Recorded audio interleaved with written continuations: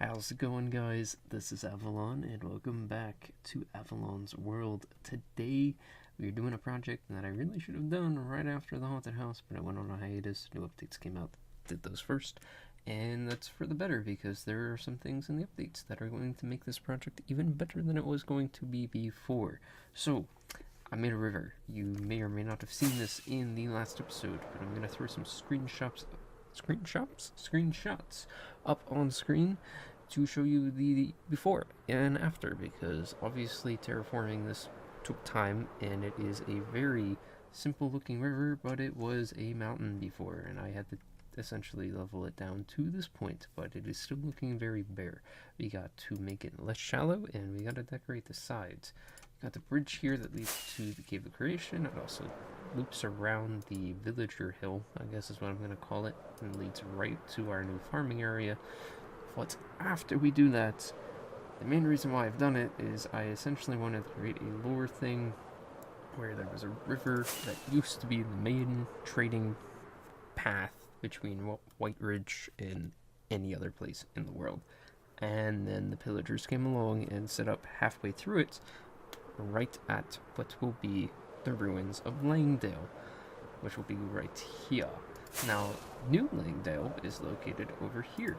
This village was naturally spawned. I've added a couple structures and they build it up over time, but we need to make Langdale, because you can't have a new Langdale without a old Langdale, right? It just makes sense.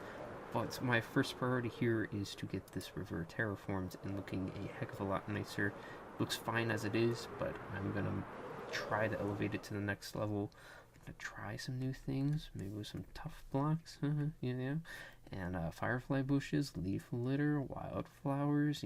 This Spring to Life update actually is going to make this project look so much better. So let's get started. So a couple hours later, the river is shallow, not shallow. It's not shallow anymore, and it is decorated and fully finished. The river, no, that's not the riverbed. The coast. What do you call the side of a river? I honestly don't know. But I went ahead and decorated it. It's not going to be that entertaining, but now it looks pretty darn good and interesting. You can jump on in here, get a conduit effect so you should see everything. We gradually slope down from dirt to mud to pack mud to terracotta. We've got some seagrass, some sea pickles, and then some glow lichen just to kind of add in some little bit of variation and texture. It looks pretty good. I'm pretty satisfied with it, and this is literally all I'm going to do. I missed a sea pickle, because believe it or not everything's full water source blocks down here. I'm not entirely sure how that's not possible. Hey, look, a bunch of iron blocks. Took down the beacons because we no longer need those. I replaced all the stone along the coast here with, those aren't water source blocks, they're just chilling down here, with grass, so we are fully ready to add in any details along the river. It's not the riverbed. I don't know the correct word to use here, but now we can focus on terraforming these sides here and refilling in some of the trees we chopped down, because we did chop down quite a bit of trees in order to get this river in place. So that is the next step, and then the river is good to go, and then we can actually start work on the river. So sometimes I can't think of words. Sometimes I can't English. It is a river bank. Definitely didn't Google that. No, not at all. Anyway, to kind of touch more on why I chose these blocks, because I haven't really touched on that, I kind of went for a feel that, this is deep below normal terrain, so the normal terrain would have been, like, all the way up here, right? So, theoretically speaking, this could be, like, a bunch of clay and, like, slate and, rocks and everything at the bottom of the riverbed, which would make sense, right? Maybe, who knows? That's what I'm going with. That's why it's only along the mountain range and not continuing on the river, because if I were to do the entire river, my goodness, I'd be here for like a month doing that, and we got other things to do besides terraforming rivers that we're barely never gonna see. Well, one half of the riverbank and now the hillside is done, because I have decided to get rid of the ugly birch trees and make them slightly better. I say slightly because it's still birch, but I think this turned out pretty darn good. It is literally the same exact tree, just different heights, and I put a diorite wall that acts like a branch. You know, we got the wildflowers, bits of moss, some azaleas in there. We got some rocks, and you might notice over here too, we got some cherry trees. This was a birch forest as well, and cherry trees look a heck of a lot better than birch trees. And yeah, this area is looking pretty good, but I have to get a lot more of the pink petals, and my goodness, bone meal is a problem once again. So, needless to say, in the near future, a bone meal farm is definitely on our to-do list because, yeah, one piece gets me one, and you need four to fill it in, which you don't always fill it in, but, you know, it's a lot of bone meal. I need to get all the pink petals to make this cherry grove, and to get all the wild flowers because I want to continue the birch forest over on this side, and all of this empty void over here kind of blend it in a little bit better because the cherry groves aren't that big, so I don't want to overextend it because then it won't look right. You know what I'm saying? Yeah, okay. Anyway, we're halfway there with the river. You know, we'll eventually get to the ruins. Eventually. I think the best way to get the atmosphere of this forest is to just take a stroll through it. It kind of gives me a modded forest vibe in a way, but in a vanilla aspect, which is really good. You know, I don't want it to look modded, you know, over the top extreme. I want something that's, you know, easy to replicate and make on a bigger scale, because I don't want to be here for 3 weeks building a forest, alright? And I think it turned out pretty good. So, you know, it's a nice little atmosphere in the birch forest. Now we just gotta do the cherry grove. So after a good couple hours of AFKing for bone meal, I've finally gotten enough pink petals to finish the cherry grove biome here. I added in these azaleas with cactus flowers as like a nice little bush. It doesn't exactly match, but it still looks good. I mean, we got a lot of pink going on, purples, and then I threw in some lilacs, bone meal the crap out of this hill, and overall this area looks 10 times better than what was there. Alright, anything's better than the birch forest. But with this now done, you know, the river's done, the river bank is done, the hillsides, everything is good and ready to go. Now we can actually start working on the ruins of Langdale off a Yada way. So speaking of the ruins, I've started to lay out some, I wouldn't say foundations per se, but at least some building blueprints and some paths, which I just realized I didn't connect this one, which I guess we will, you know, just run it along here. This is going to be overgrown and it's going to be ruined, so I'm really probably just going to use this path block, okay, I guess order, and connect everything that way. And I don't think I'm going to make the buildings way too complicated, because this is supposed to be like a village that was here. The villagers came in and raided it, so we need a good amount up here, which I think we have. We need a good amount down here because it would have been the middle way point between Solstice and White Ridge, so it would have been a good stopping point for traders and travelers coming through the river, which really could use a name. I might have to think of one. And then I also want to set up a mine over here because this mine is actually pretty expensive, and obviously if you're going to set up a village next to this, you're gonna mine it. Right, like this is a pretty cool mine. Like I forget how good 1.18 plus terrain generation is. Like it's amazing. There really isn't a set pattern on how I do this. I've made a couple buildings here. Some of them I just make ruined right away, and then there's some like this one, which is a market stall, where essentially I will just make it kind of whole. In a way, I mean, I have it a little bit run down, and then I come in and change it.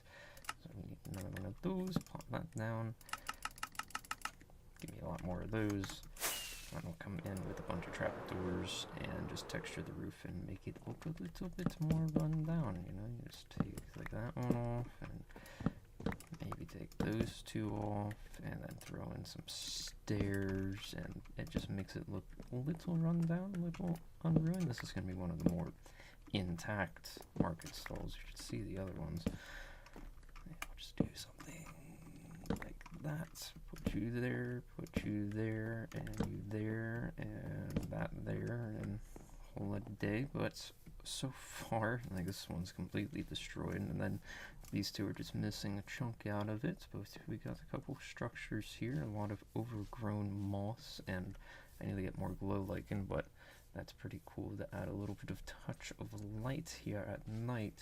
And you can see some things are like completely in shambles, because essentially these would have been the guard towers, and you know, those would be the first things that the villagers would have came in and attacked. So yeah, we're halfway there, at least up here. Well, the remaining buildings are in ruin. I'd say they'd be looking good, but that would be a lie. They look good for ruined buildings, I suppose we can go with that. Everything's overgrown. I added in a couple of these little blast holes, so essentially I just plopped down TNT and went bloop, and blew it up. That's just to add in some, you know, like battle scars to the place, because the lore is, you know, the villagers used creepers and everything to attack the place. You gotta have some scars of creeper explosions, so that's normally where the bamboo is. Like there's one over here too, and yeah, the ruins are done. Ow, who put that there? Added the pale trees just to get some dead trees and some different colors in here, and now we gotta focus on the riverbank ruins.